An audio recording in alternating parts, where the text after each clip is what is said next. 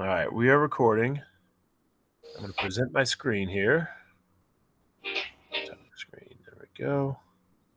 All right, so before I start getting into specifics about this thing and that thing, it might be easier to address any questions that you might specifically have. Is there any questions you have or anything you want me to clarify or anything like that?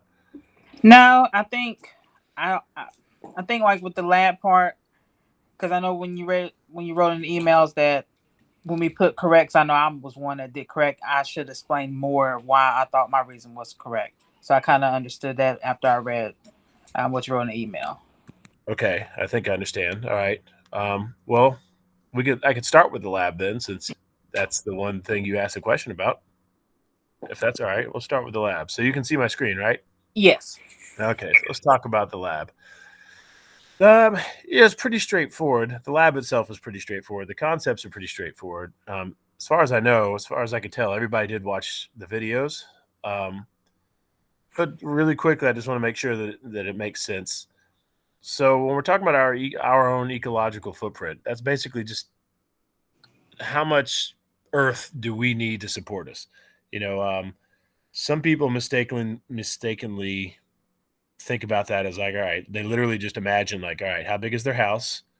You know, and that's they think of that as their ecological footprint. But it's not just that; it's everything. You have to imagine like all the food you eat, even though it's not your farmland. Well, it might be for some of you, but generally speaking, people buy groceries from the grocery store.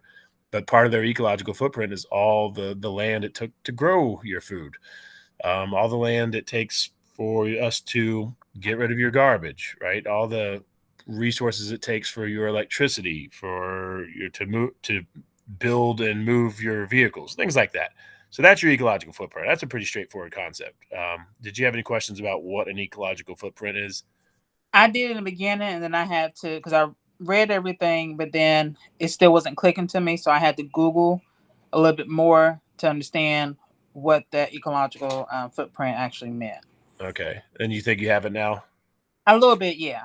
Okay, Not fully, but I think a little bit. I got the concept of it, and then okay, that whole lab part kind of explained a little bit too. okay. Now, I mean, you could almost think of it like really to make it simplify it, even though it's not this simple. You could almost go back to what I said originally, where if you could imagine if you lived on a property and you provided everything that you needed, like there was no grocery stores, there's nothing, right? It was your property, your farmland. Maybe you have a little coal mine and a little power plant. Everything you need, you make on your property. That would be your ecological footprint. And that's would be an easy way of looking at it. It's like literally, how big is the land?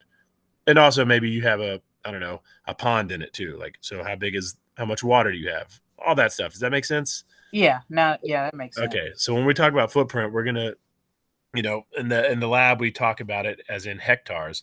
But as far as we're concerned, you might consider that as the same as acres. Like how much space do you need to provide for you? That's what it means. And not just space like, I've got, oh, my house is this big, but space as in how much farmland do we need? All that stuff. How much space do you take up? But basically, what we're saying is how many resources do you use? But the unit that we've used to discuss it is the hectare. But again, as far as we're concerned, you might as well consider that a square mile or an acre, something like that. Okay. So that's what an ecological footprint is. And then the other important concept was this, right? The ecological footprint of the entire human population is very often compared to Earth's biocapacity. And Earth's biocapacity is a measure of the area and quantity of the land available to supply a population with resources. In other words, basically, it's those things are kind of like opposite of each other. Your ecological footprint is how much, for lack of better words, how much land you need to support you, and the biocapacity is how much land is available to support you. That's all that is. And that's why if you watch that video where they talk about there's a difference between debtors and creditors. So, if you use more than than that's available to you, then you have you're taking more resources than that can be provided. It's generally not a good thing. And in the video, they talk about that in the terms of, you know, um, countries. And a good example, and I haven't looked this up, I'm just guessing off the top of my head, you might think of some country like Dubai, right? They have a lot of money, they're very well off, but they don't have any resource. I mean, they have oil, But as far Right. as food and stuff like that's concerned, they're consuming so many resources that they don't even make. So I would assume that they're a debtor because they're consuming more than they produce. So those are some important concepts that you have to understand before we jump into it. And it seems like you pretty much do, right? Yes. Okay, excuse me. So yeah, the question one was just, watch the video, say a few sentences to prove that you watched it. And I think everybody got that right off the top of my head. Here's where it gets trickier. And here's where I was a little bit disappointed in people because yeah, I'll admit the questions aren't necessarily straightforward, but they require some thinking, not like a memorizing of anything in the book, but you had to really use your brain for this. And a lot of people just missed it. So let's talk about it. The first part, um, do you think your ecological footprint, basically, how do you think your ecological footprint compares to the world average? And in that video, they talk about the world average, right? And they say in that video that the US and all developed countries, on average, has a much higher footprint than the world average, right? So that's one thing to consider. So basically, if you live in the United States, basically, you should have guessed, and you didn't lose points for this, but you should have guessed that your ecological footprint is larger than the world average. But no one lost points for guessing something else. However, here's where people did lose points. Again, you know this from the book and you know this from the video.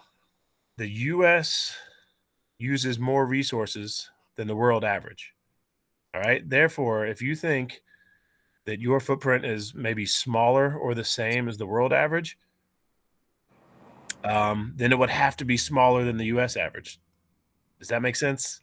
I hope Yeah. that does. Okay, because the US average is larger than the world average. So again, if you think you're smaller than the world average, you would have to be much smaller than the US average. And conversely, um, if you think you are larger than the world average, then you would have to be much larger than the US average. So that's how some people lost points. They may have said that they were, I don't know, larger than the world average, but smaller than the US average. And that's impossible. That shows that either they weren't thinking or they didn't grasp the concept. So a lot of people miss those points. But does that make sense now? Like when you Yeah. compare the world Yeah. average, Because you can't have one prediction of saying no, it's going to be small. Then oh, okay, next one's going to be oh no, it's going to be bigger than this. exactly. Yeah. All right.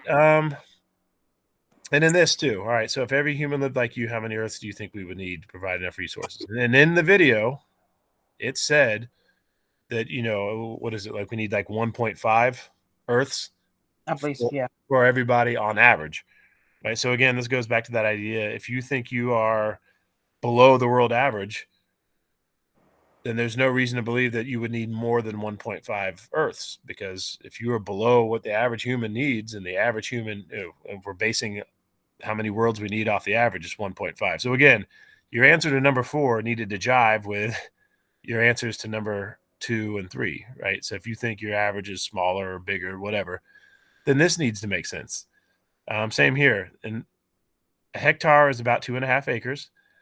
A global hectare, not hectare, I always say that wrong, is a biologically active hectare with world average productivity. Here's the important part right here. Currently, Earth has about 1.7 of these biologically active acres per person. Do you think your GHA is below or above this number? And again, this goes back to what your original questions were. If you think you were using more than the average, I mean, you could argue it with me, and if you do, that's fine, and I'll probably give you the points if you argued it with me. But generally speaking, if you think you use more than the average, then your number will probably be above that, and if you think it's below, it would probably be below that. And that's not a 100% thing. So again, it's that there you could argue it with it. You could argue me against that if you had more information, and I don't want to dive that deep into it because your book doesn't offer that much information. But if anyone does, if they ever want to argue an answer that they gave, please do. At the very least, you'll learn why you're wrong. But at the very best, you'll put forth a good argument and you'll get your points back. Same here. Earth Overshoot Day. We know that the Earth Overshoot Day was August 1st in 2018, right? So in 2018, that's when all of humanity used all the resources that Earth produced that year.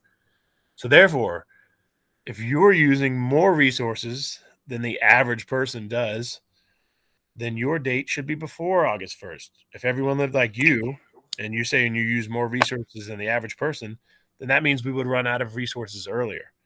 Likewise,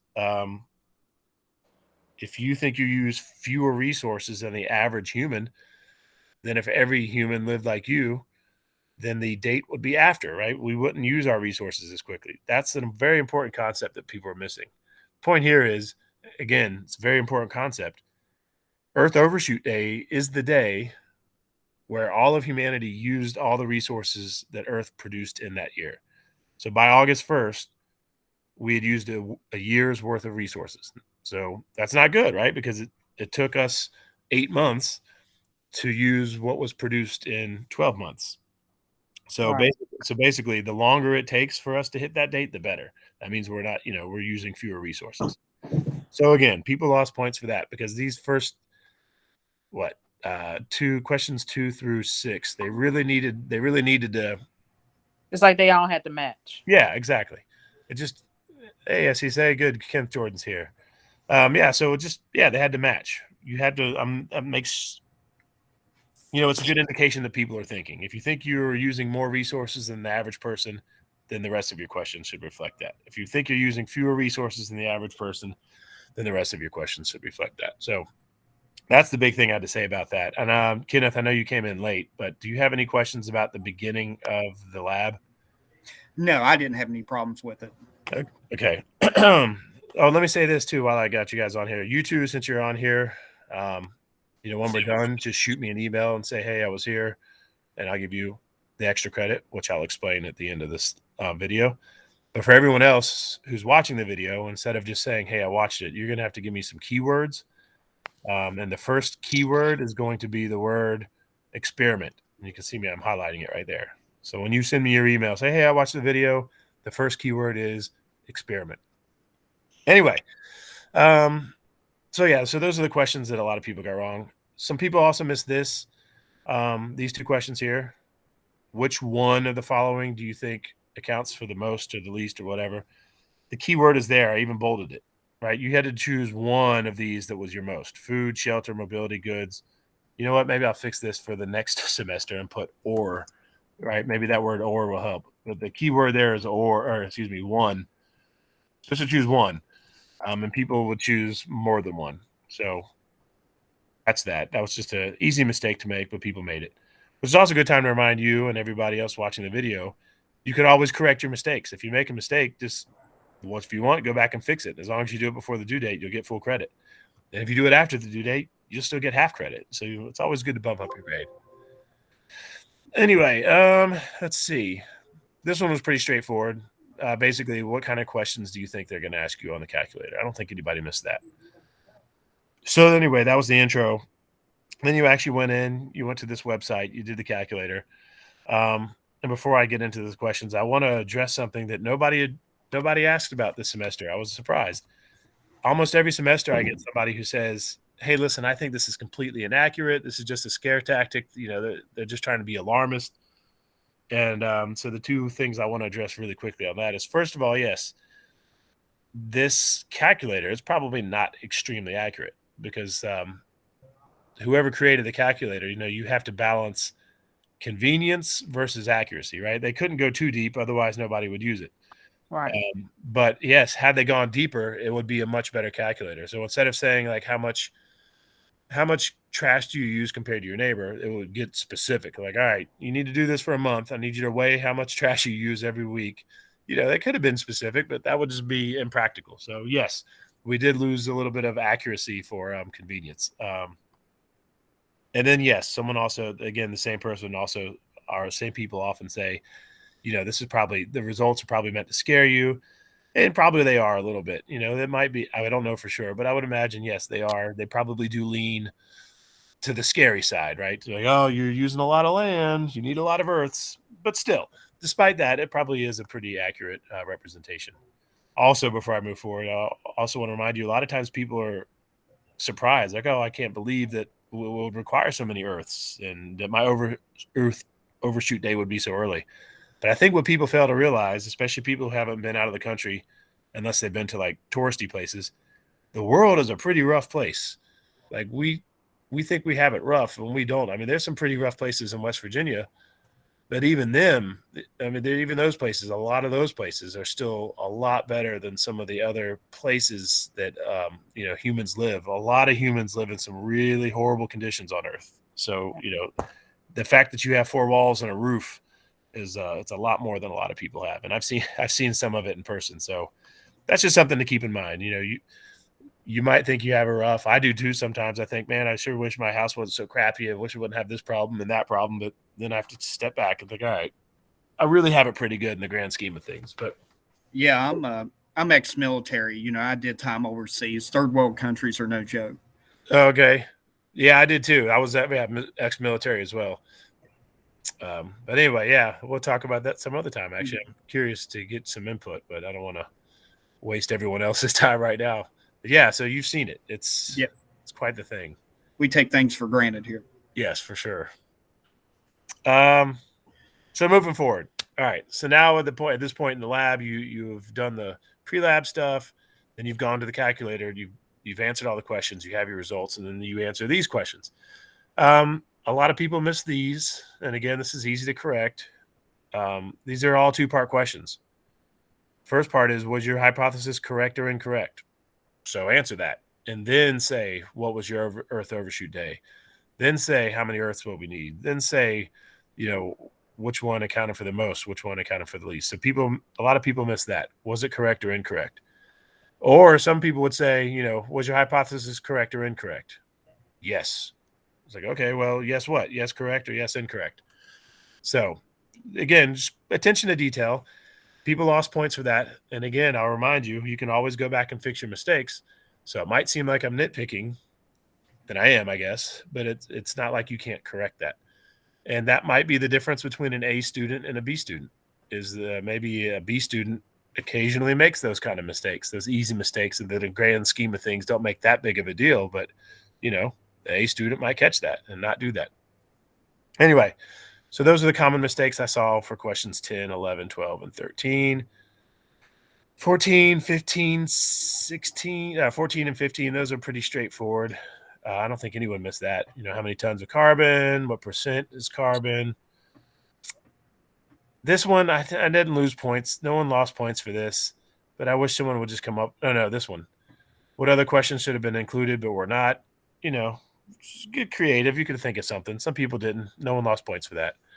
Let me think here. Which questions on the calculator surprised you? Some people did miss this one because the question 16 specifically says, what questions on the calculator surprised you? So I'm not asking about the results. So yeah, if you're surprised that you require 5.1 Earths, sure. But this is saying which questions on the calculator. When you answered all those questions to calculate your ecological footprint, that's what that question is referring to.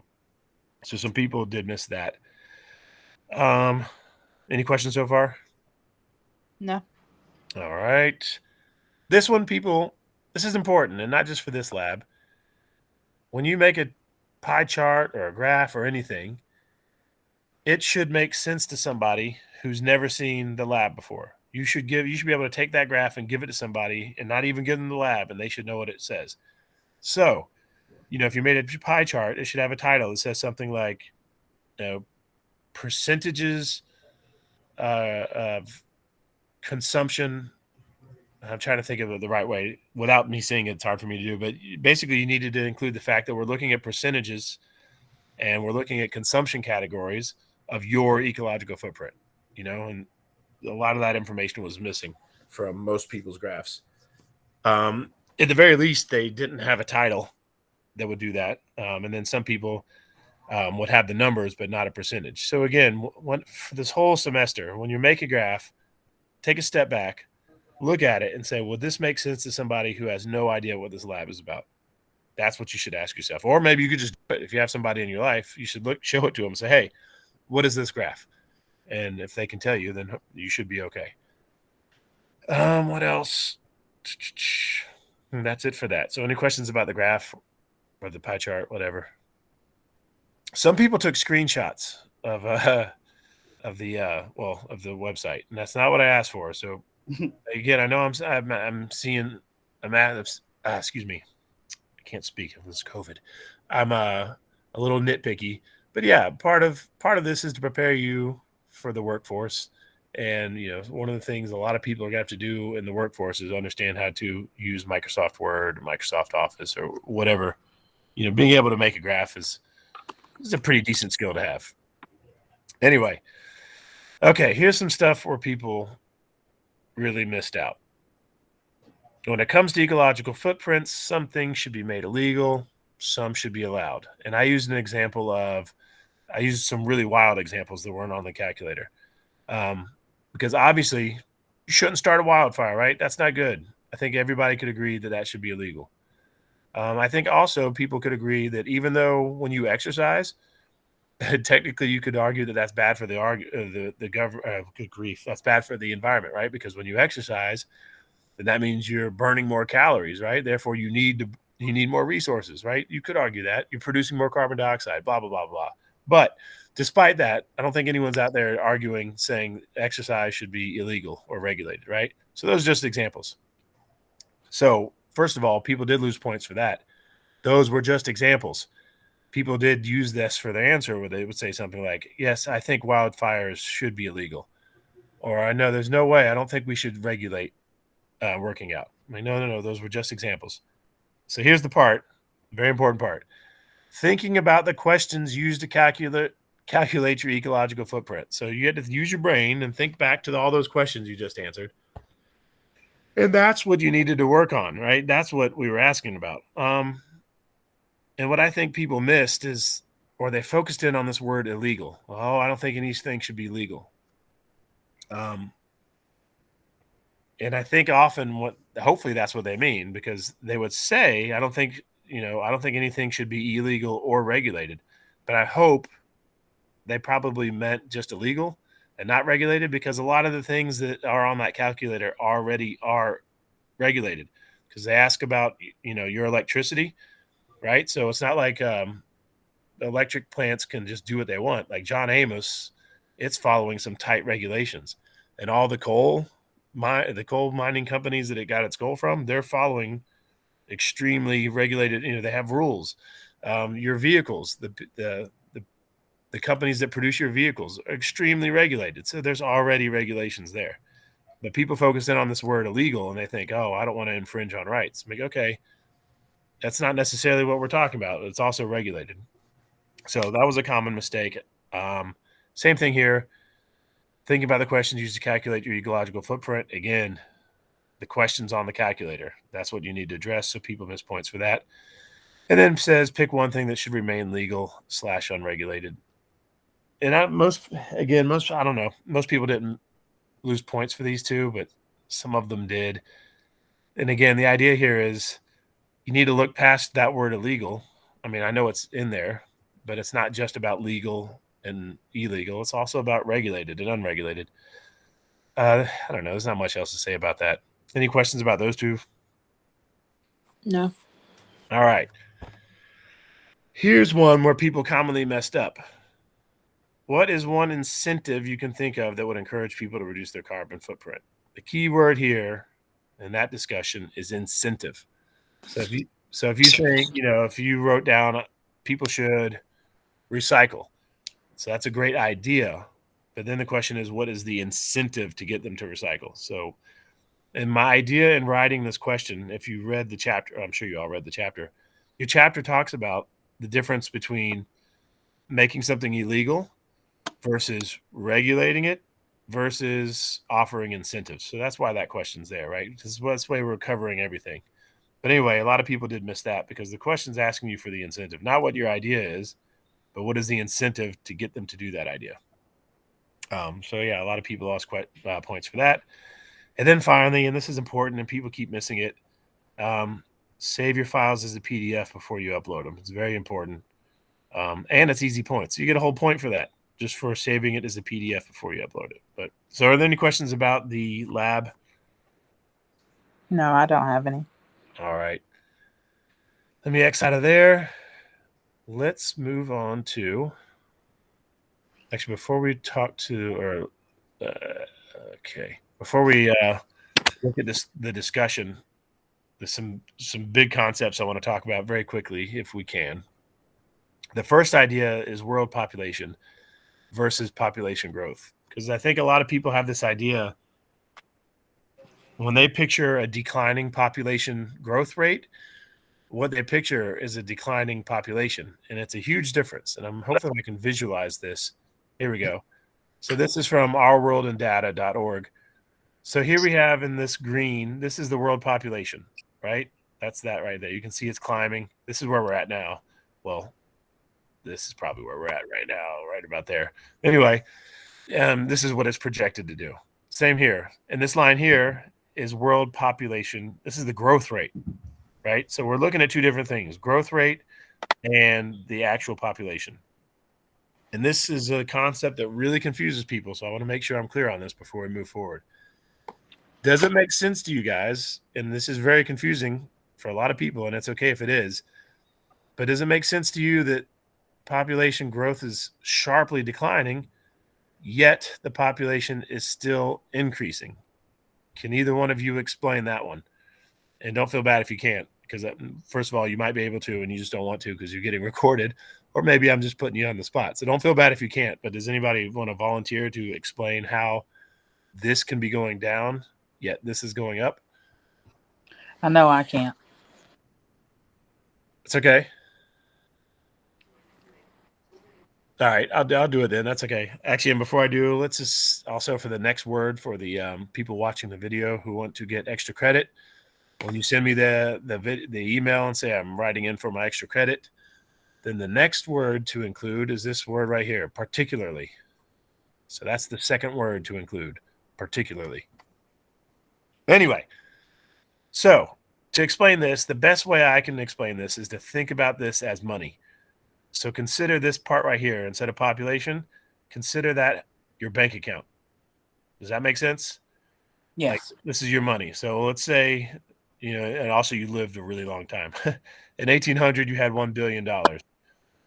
Right here in 19 something or other, or 1928, you had 2 billion.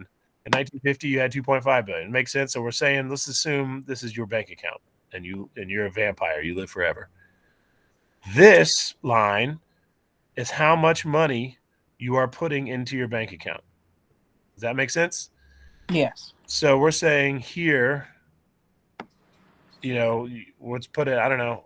I don't even want to use the percentages. All right. Doesn't matter. Let's make some numbers up. Let's say this number right here is, I don't know, $1 billion.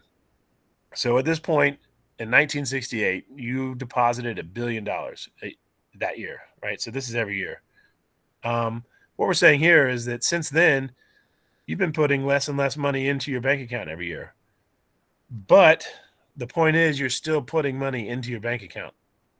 Does that make sense? So instead of putting $1 billion in that year, now you're putting in, you put in, I don't know, 1,000. Yeah. The point, and that's the point, right? So even though this number is going down, this number is saying this is how much money you were depositing into your account. And as long as it is a positive number, your number is going to go up, right? Because you're still putting money into your bank account. You're not taking it out. And that's the same with the population growth rate. Even as the population growth rate rapidly declines, the population is still increasing, because we're not saying the population's decreasing. We're saying the population growth rate. So that's a very important concept that people really need to understand. So people, because when I was reading the discussions, people were saying things like, they were concerned about basically the human population going away, like going extinct. And that's not, really an issue, basically. Because even here, as they project it in 2100, they think we're going to have 10.9 billion people. Let's call that 11 billion. And they think the population growth rate is going to be 0.1%, right? Right. So that means, let's see, if there's 11 billion people on Earth that year, let's see, 10% would be 1 billion. Yeah, about 1 billion. 1% would be 100 million. 10 million. Okay, so that means even with this really tiny growth rate, we would still be adding 10 million people to the population every year, even when the population growth is 0.1%. If I'm doing math right, I don't have anything to write down in front of me, but that's not the point. The exact numbers aren't important. What I'm getting at here, the important thing that you need to understand is, as long as this number is positive, even if it's a really small number, then we're still adding to the population. And it's a percentage. So the larger this number is, then the more people you're going to add, even when it's a small number, because it's a percentage of the total population. So yeah, keep that in mind. And then I guess finally, the other thing to keep in mind is, even if this number somehow goes negative, I'll just leave it at that. Let's just keep it simple. So you guys understand that concept. You understand this relationship and the differences between growth rate and world population. Yes. Okay. Excuse me. That being said, one of the things that disappointed me in the discussion was there's plenty of people who were basically saying, look, the government has no business getting involved, and I'll come back to that later. But anyway, they were saying the government either has no business being involved, or they said that they think that we need to increase the world population. But what they failed to do, and this would have been a great argument, let's look at this right here. What no one, off the top of my head, no one mentioned this. When we're talking about the United States of America, our population growth rate is 0.4%. So we are actually doing pretty good. I hate to use the word problem because some people don't even want to say we have a population problem as a world, but the world does have an issue with population growth. But as far as the world is concerned, we are doing pretty good. That's a pretty good number. So if you really did a good job and no one got graded, if you're really doing a good job and really thinking about it, then that should have been your argument. If you were focused on the United States, you would say something like, look, here in the US, we're looking all right. So yeah, we should continue doing what we're doing, continue sex ed, blah, blah, blah, blah. If you were really worried about the world population, and I'm not saying you had to be, but if you were, then hopefully when you wrote to your government or your senator or whatever, hopefully you would have said something like that. Like, look, we're doing okay in the United States, but in these third world countries where they're having issues with population growth, growing out of control, those are the countries you need to worry about, birth control and educating women and things like that. And as off the top of my head, no one said that. Everybody was concerned with the United States, which makes sense because I did say write to United States senators, but that's just something to keep in mind. Anyway, any questions about that? No. All right, let's really quickly look at this then and look at the actual grading for Module 3. Shoot, let me see if I can pull this up without showing anybody's grades. Yes, perfect. Okay. Before I even get into the details, and I said this in an announcement, and I'm hoping people get this. This is important, not just for this discussion, but for all the discussions. This is an environmental biology class, meaning no matter what we talk about, you need to include environmental biology, right? You need to include the effects on the environment. So, for example, in the next couple of weeks, we're going to have a discussion where you think, or you talk about, should we regulate collecting rainwater or not? Now, I don't care what your opinion is. I really don't. But regardless of which side you're on, you're going to need to talk about the pros of collecting rainwater and the cons. You need to talk about the way that's good for the environment and the way it's bad for the environment. Now, for this particular discussion, when we're talking about population growth, I don't care where you stand. I don't care if you think that government should be involved or should not be involved, or if we should try to increase it or keep it the same or decrease it. It doesn't matter. You needed to at least discuss the negative consequences of population growth, the negative environmental consequences of population growth.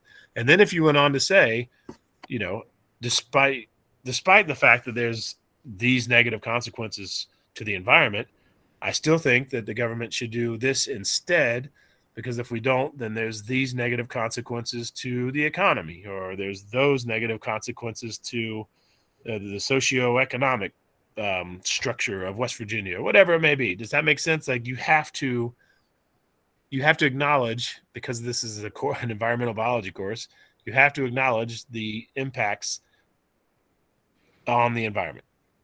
And to be honest with you, that's going to be a handy thing to have in real life anyway. If you're debating something, like if you think that we should have more coal mines, and you're debating somebody from like California who has no connection to coal, you're going to need to tell them you're going to have a stronger argument if you say, look, I understand that here's the negative consequences of the coal industry.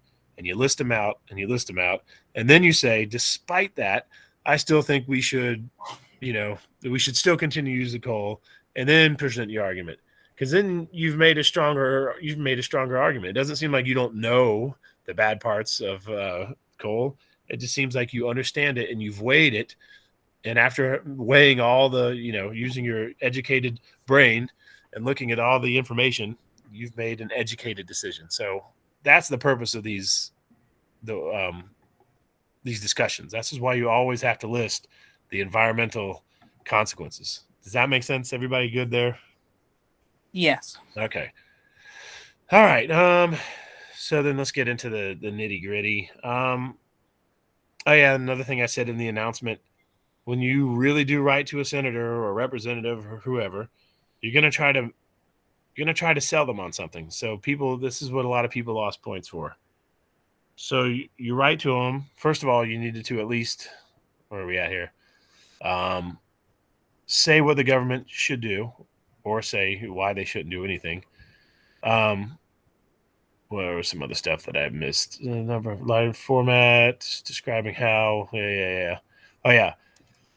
A lot of people didn't demonstrate they understand the concept by at least defining it, explaining how their idea would impact it, and explaining why the idea is important. So a lot of people, they lost points. You could tell they were just doing the bare minimum, which is okay. I get it. I've been a student before. I don't, so I get why you would. But the idea here is if you were really writing to your senator, you would say, look, here's the issue. Here's why I think it's so important.